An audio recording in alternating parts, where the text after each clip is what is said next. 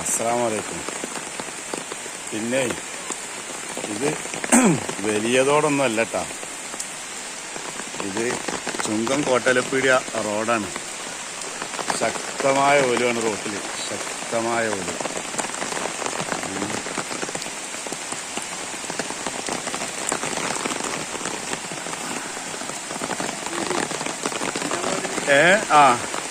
ഇതിപ്പോ 5-ാം വാർഡിന് 6-ാം വാർഡിനെ കൊടുക്കുക എന്നുള്ളതാണ്. ഇതിപ്പോ രണ്ട് വാർഡും കൂടിയല്ല.